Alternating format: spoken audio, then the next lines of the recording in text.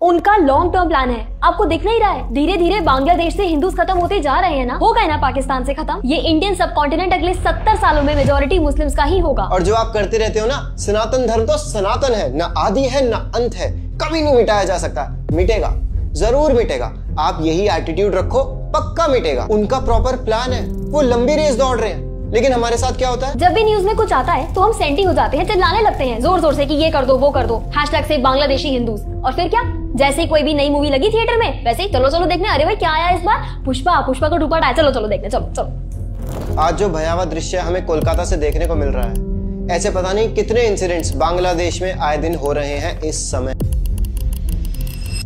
लेकिन वहां से ना कोई ऑटोप्सी रिपोर्ट आएगी, ना ही वहां पर कोई मीडिया कवर करेगा। और अगर न्यूज में नहीं आएगा तो हम भूलते चले जाएंगे, और भूलते भी जा रहे हैं। कभी सोचा है ऐसा क्यों होता है? क्यों हमें ये टाइम टू टाइम झटके लगते रहते हैं? और लास्ट झटका हमें कब लगा था? Kerala story, Kashmiri files, whatever. हमारा कुछ प्लान ही नहीं है, हम कुछ सोचते ही नहीं है लॉन्ग रन का, कोई स्ट्रैटेजी ही नहीं है हमारी। कभी सोचा ऐसा क्यों होता है? क्योंकि हम अपने सनातन धर्म में प्रतिष्ठित नहीं है। वो अपने अल्लाह को जानते हैं लेकिन हम अपने कृष्णा को नहीं जानते। वो अपने जीसस को जानते हैं लेकिन हम अपने राम को नहीं जानते। और जो ये सब बोल रहे हैं ना कि जो होता है भगवान की इच्छा से होता है, भगवान ही सब कुछ कर रहे हैं, अब हम क्या ही कर सकते हैं? तो आप एक बात बताओ, हम भी तो भगवान के अंश हैं। भगवान तो पूर्ण रूप से स्वतंत्र हैं, और क्योंकि हम भगवान के अंश हैं तो हमें भी थोड़े ही प्रोपोर्शन में सही स्वतंत्रता मिली हुई है। आपके एक्शंस आपके कंट्रोल में है। हाथ पर हाथ रखकर मत बैठो, वरना जब ये सब आपके घर में घुस जाएंगे ना, तब आप बोलते रहना सब भगवान करा रहे हैं। देखो, भक्त बन जाने का मतलब ये नहीं होता कि आप हाथ पे हाथ रख के बैठ जाओ, ठीक है? हर तरह के लोग चाहिए होते हैं सोसाइटी में, क्षत्रियस भी चाहिए होते हैं। पर सच बात यह है कि आप लोग जो देख रहे हो इस बारे में कुछ नहीं कर सकते हैशटैग से बांग्लादेशी हिंदूज बोलने के अलावा। कम से कम काफी सारे लोग वीडियोस तो बना रहे हैं, कुछ बोल तो रहे हैं, लेकिन उसके अलावा और लोग क्या कर रहे हैं? वीडियो भी नहीं बना पा रहे, और बनाएंगे भी कैसे? वीडियो बनाने के लिए शब्द कहाँ से आएंगे? शब्द आएंगे सनातन धर्म की नॉलेज से।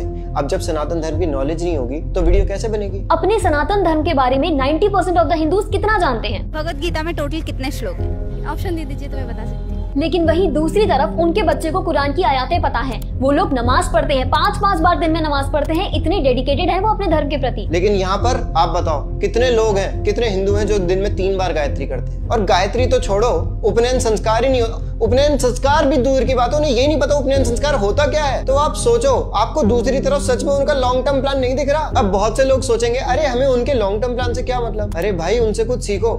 वो लोग अपने धर्म में कितना प्रतिष्ठित है, और यहाँ पर हम क्या कर रहे हैं? हम अपना धर्म छोड़ते जा रहे हैं। अब वो लोग अपने धर्म में अगर इतना डीप डाइव करते चले जाएंगे, इतने स्ट्रांग होते चले जाएंगे अपनी फेथ के प्रति, और हम यहाँ पर अपनी फेथ छोड़ते जा रहे हैं, तो क्या होगा? एक समय पर सिर्फ उनका धर्म हर जगह फैला हुआ होगा और हम तो एकदम एक्सटिंक्ट हो जाएंगे। फिर हम कहते हैं कि अरे भगवान ऐसा क्यों कर रहे हैं, भगवान वैसा क्यों कर रहे हैं? भगवान कुछ नहीं कर रहे, ये सब हमारे कर्मों का ही नतीजा है। हम लोग रिएक्टिव हैं, हम लोग प्रोएक्टिव नहीं है। अगर हम पहले जाग गए होते तो आज ऐसा ना होता, और अगर हम आज जाग जाएंगे तो फ्यूचर में ऐसा नहीं होगा। आज जो बांग्लादेशी हिंदुओं के साथ हो रहा है, उसका कारण वो नहीं, हम हैं। हमारा यूनाइटेड ना होना है, हमारा सनातन धर्म की तरफ आते हुए डेंजर को डिटेक्ट ना कर पाना है। और जाग जाने का मतलब ये नहीं है कि कराटे सीख लो, सेल्फ डिफेंस सीख लो। जब दंगे हो रहे होते हैं ना, तो किसी के हाथ में बंदूक होती है, किसी के हाथ में तलवार होती है, कोई पत्थर फेंक रहा होता है, तब ये किक बॉक्सिंग और मार्शल आर्ट्स काम नहीं आते हैं। 4-4, 10-10 लोग चढ़ जाते हैं आपके ऊपर, कितने कराटे कर लोगे? ये सब एक पर्टिकुलर एनवायरनमेंट में अच्छा लगता है, जहाँ पर एक ऑडियंस होती है, जहाँ पर एक सेम वेट कैटेगरी में मैच होता है। लेकिन दंगों में ये सब नहीं चलता। जाग जाने से मतलब ये है कि अभी अपने सनातन धर्म के बारे में जानो। जब अपने सनातन धर्म को सही मायने में जानोगे ना,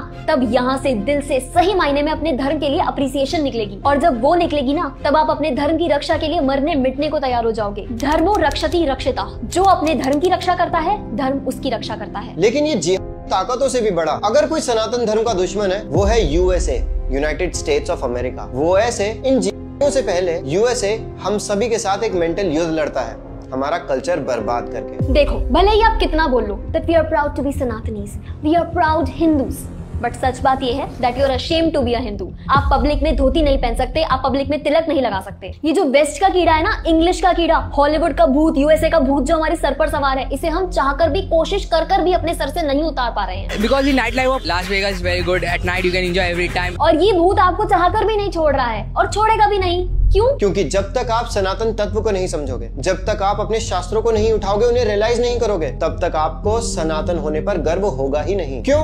क्योंकि आपको कभी रियलाइज ही नहीं होगा कि आपके सनातन धर्म में क्या आध्यात्मिक खजाना छुपा है। अरे खुली हो, अनहेल्दी फूड हो, सब कुछ वहीं से आ रहा है।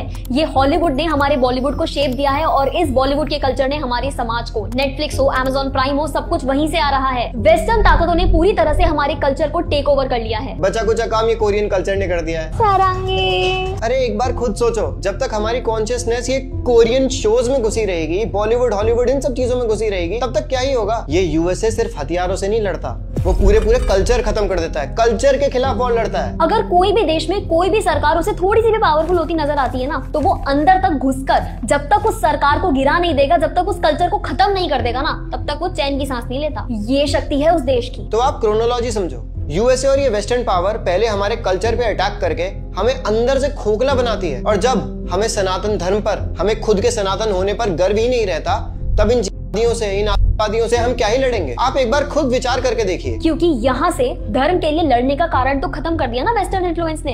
अब ज्यादा क्या होगा, टाइम टू टाइम हमें जोश के झटके लग सकते हैं, दैट्स इट। तो पहला युद्ध यूएस लड़ता है, वेस्टर्न इन्फ्लुएंस लड़ता है, और ये होता है मेंटल युद्ध। और फिर फिजिकल युद्ध ये लड़ते हैं तलवार से, चाकू से, बंदूक से।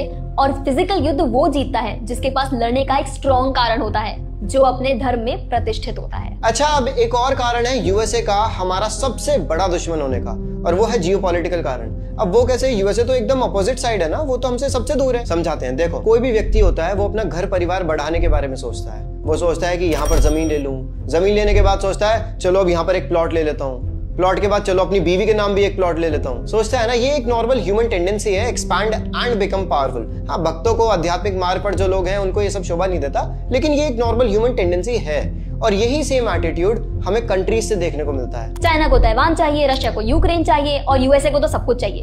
लेकिन भारत ने कभी इस तरह से सोचा ही नहीं, हमेशा से बस बड़ा प्राउडली डिफेंड करता रहा है कि जी हम तो सनातन धर्म की भूमि है, पहले कभी अटैक नहीं करेगी। वासुदेव कुटुंबकम।